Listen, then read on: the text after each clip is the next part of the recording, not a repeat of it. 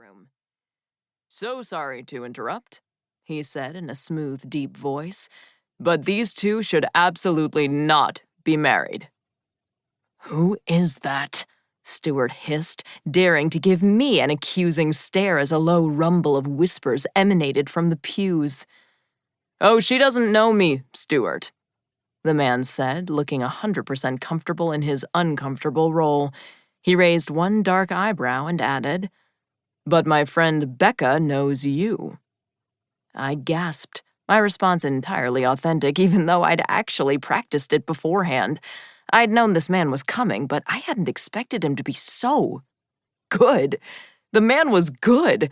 The way he spoke made me feel just as shocked as I'd been 2 nights ago, when I'd discovered Stuart's Becca on his phone. "Listen, pal, I don't know—" "Stuart, shut up."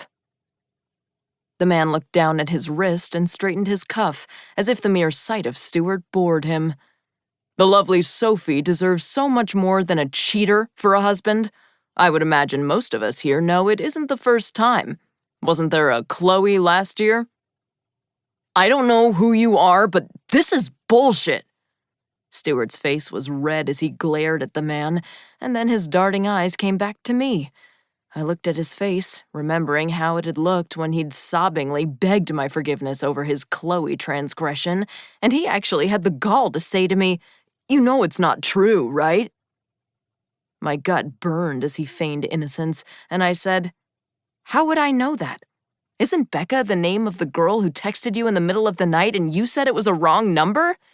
"It was a wrong number," he said with wild eyes. "This guy is obviously trying to ruin our day, and you're letting him, Soph." "Then give me your phone," I said calmly, and Pastor Pete pulled at his collar. "What?" Stuart's flushed face twisted, and he glanced at the congregation as though looking for backup. "If you have nothing to hide," the objector said, still standing and talking in that deep, steady voice, like this whole scenario was completely normal.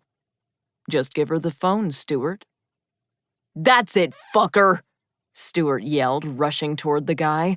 All hell broke loose as his groomsmen followed, though it was unclear if they were trying to hold him back or incite the forthcoming brawl. It was a cacophony of male yelling in gray tuxedos in motion. His mother yelled, "Stuart, no!" just as Stuart punched the objector square in the face.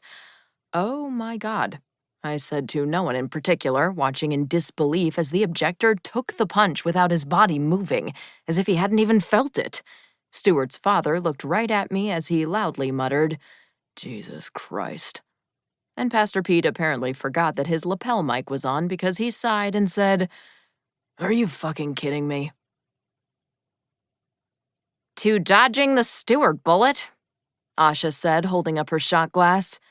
"To dodging Stuart," I repeated, tossing back the Cuervo.